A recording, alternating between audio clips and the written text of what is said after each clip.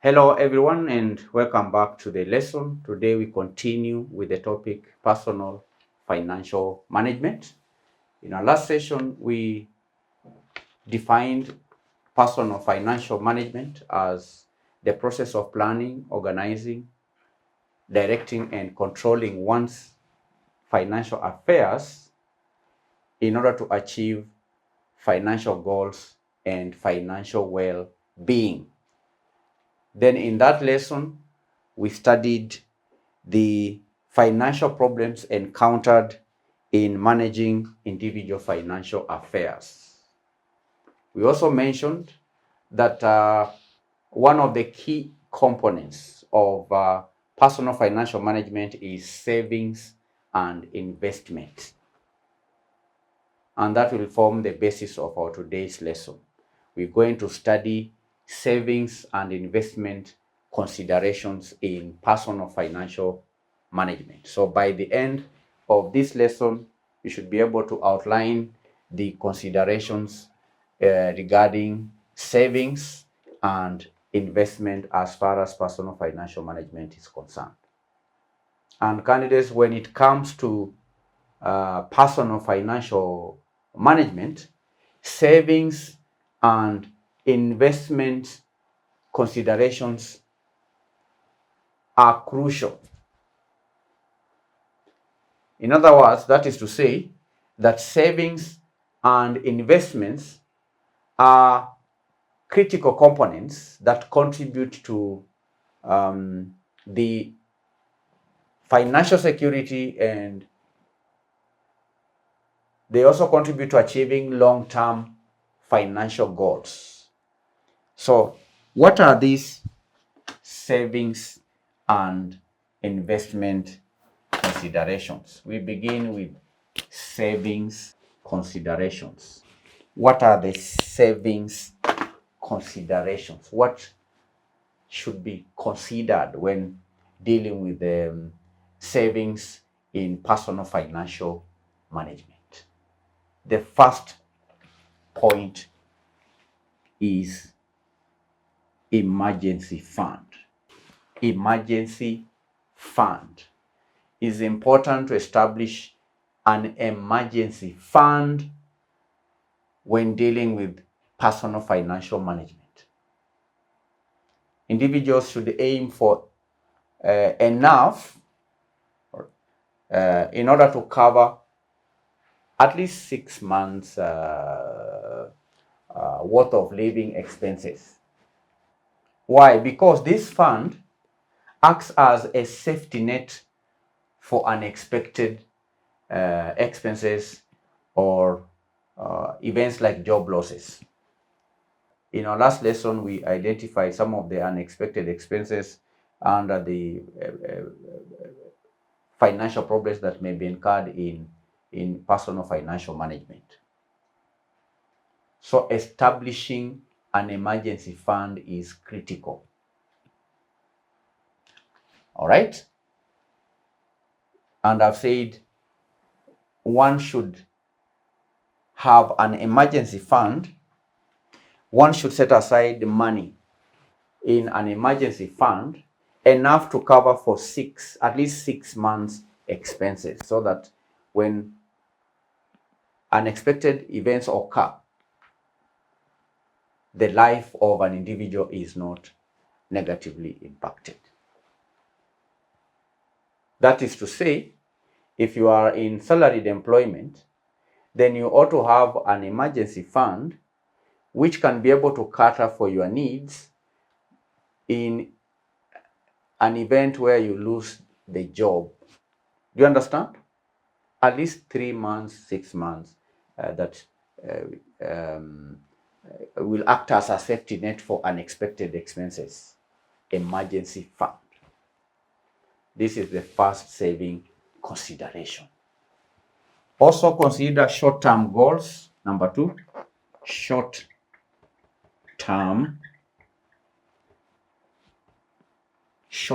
goals. Short-term goals. Identify is important for an individual to identify short-term financial goals like buying cars, taking a vacation, or even saving for down payment. Individuals should allocate funds specifically for such objectives. Why? In order to avoid dipping into long-term savings. So it's important that short-term goals are taken care of, not just the long-term goals, because people have short-term needs. You may need to have a car, you may need to have a house, you may need to have, you may need to go on vacation. So when saving, it's important to take into consideration the short-term goals. Do you understand? 3, high interest saving accounts. High interest saving accounts. Consider accounts that offer higher interest rates. Why? In order to maximize growth of your savings. Don't just save in any account. Look for a bank or a financial institution that offers higher interest rates on savings. Do you understand? And there are many service providers in the banking industry. It's important to check all of them and identify the one that offers high interest rates on savings. By so doing, you increase or maximize the growth of your savings. We are discussing savings considerations. Automated savings. Number 4, automated savings. Automated savings. An individual can set up what we call automatic transfers from salary or from bank account to savings accounts in order to ensure consistent savings without relying on willpower. Automated savings. Money should automatically be deducted from your sources of income so that you don't have to rely on willpower in order to save, because candidate saving is not easy. Saving is a sacrifice. So to avoid relying on willpower, then set up automatic savings transfers. So these are 4 savings considerations. There are many other considerations. These are 4. Let's now look at investment considerations. Investment considerations.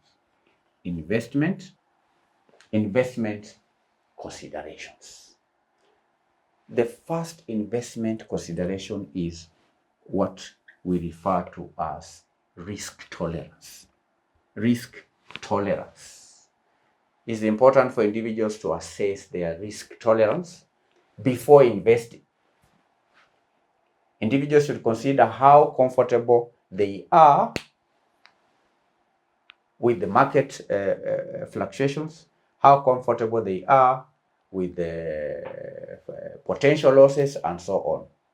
And we know younger individuals may generally have a higher risk tolerance due to a longer investment horizon as opposed to the older investors or individuals. When you are young, you have a longer investment horizon. There are many years ahead of you. You can make mistakes. You can invest in riskier projects. But if you are advanced in age, you are 60 years, 70 years, you have a shorter investment horizon. So it's important to consider one's risk tolerance. Also consider diversification. Diversifications. It's important to spread investments across different asset classes You can consider investing in stocks, investing in bonds, investing in real estate, investing in different asset classes. Why?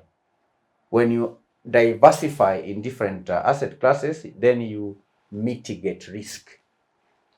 And diversification can help balance out losses in one area with gains in another area.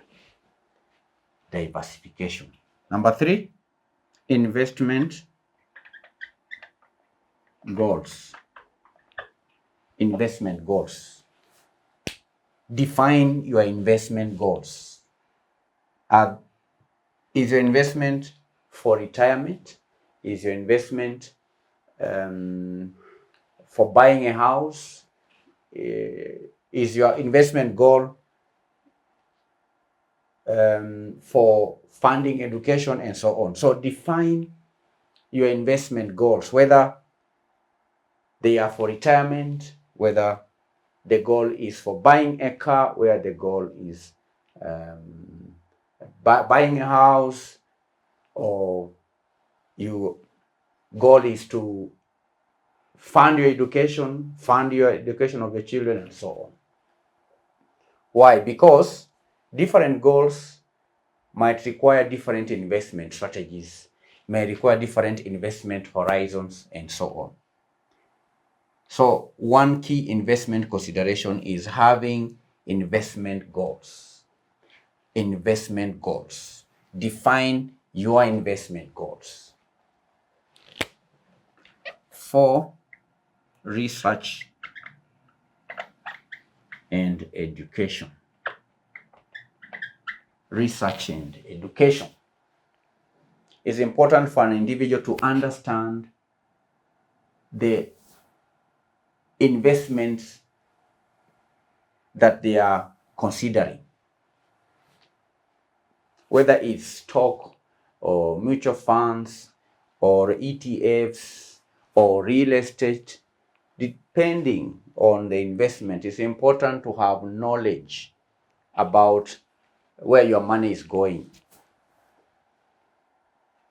Do some research, get education, get knowledge. Get knowledge. If you want to invest in stocks, get knowledge about stocks. Have knowledge about stocks. If you want to invest in mutual funds, get more information about mutual funds. That is a key investment consideration. Knowledge about your investments. 5, costs and fees. Costs and fees. Be mindful of investment fees. Be mindful of investment expenses, because that approach will help to ride out market volatility. All right, get information about the costs, because investments come at a cost. All right, and that can help you also take advantage of compounding your returns. You may also need to carry out regular review. 6, regular reviews. Regular reviews. Regularly review, regularly rebalance your investment portfolio. Why? Because life changes and market conditions may require necessary adjustments to maintain alignment with your financial goals and alignment with your risk tolerance. Regularly review, regularly rebalance your investment portfolio. That is a key investment consideration. Lastly, professional advice. Seek professional advice. Consider seeking professional advice from financial advisors or from financial planners, especially when dealing with complex investments or when unsure, when you are unsure about the strategies to achieve your goals, that is when to consider professional advice. So these are 7 investment considerations and 4 savings considerations as far as personal financial management is concerned. Saving consideration number 1, establishing an emergency fund, having clearly defined short-term goals. Pay attention to short-term goals because you say that if you don't meet your short-term goals, like going on vacation, like buying a house, if this is not taken into account, then an individual may dip into the long-term savings. Number 3, consider high interest saving accounts. Put your money where interest is higher. Number 4, have automatic savings transfers so that you don't rely on willpower. The first investment consideration is risk tolerance. Consider your risk tolerance. Number 2, diversification. Number 3, consider investment goals. Have clear investment goals. Are you investing for retirement? Are you investing in your education? Are you investing to buy real estate and so on? Have investment goals clearly defined. Do you understand?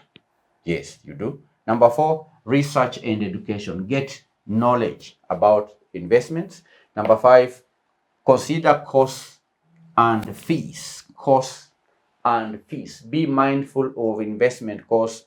Be mindful of investment expenses. Number 6, regular reviews. Regularly review your investment portfolio. Regularly rebalance your investment portfolio because there could be changes in the market, there could be changes in life, which may necessitate changes to your investment portfolio. Then lastly, professional advice. When you are not sure about certain things in your investments, then that's the right time to seek professional advice. Consider seeking advice from financial advisors, especially when dealing with complex situations, investment situations. And candidates, remember that both savings and investment play distinct but complementary roles in personal finance. These considerations are distinct but complementary. You cannot invest without saving, and saving without investing is useless.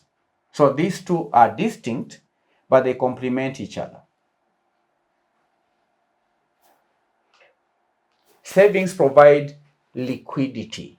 Savings provide security for short-term needs, while investments offer growth potential for long-term goals. You understand? Your savings will help you meet your short-term goals.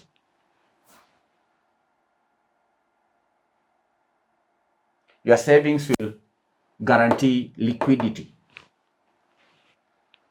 Savings will allow you to buy short-term or meet your basic current needs. You understand? While investing, when you invest is like planting. When you plant today, you don't harvest today. You harvest in the future. So savings provide liquidity and security for short-term needs. You are secure. You know where you get your food. You know where you get your basic needs. You have that security. But investment now helps you meet your future long-term goals. So balancing these two elements is key to effective personal financial management. the two complement each other. And that's it for today's lesson. I'll stop the lesson by giving you today's assignment on savings and investment considerations. I read question number 1. What factors should individuals consider when determining appropriate levels of emergency savings? And how does having a sufficient emergency fund contribute to overall financial stability? Number 2, in the context of long-term goals, such as buying a home or funding education, how can individuals make informed decisions about investment options to achieve these objectives? Number 3, how does the concept of risk tolerance play a role in shaping an individual's investment strategy? And what are some diversified investment approaches that individuals can consider for long-term financial growth? These are 3 questions. Attempt the questions before attending our next session, where we are going to study personal risk management. Bye-bye.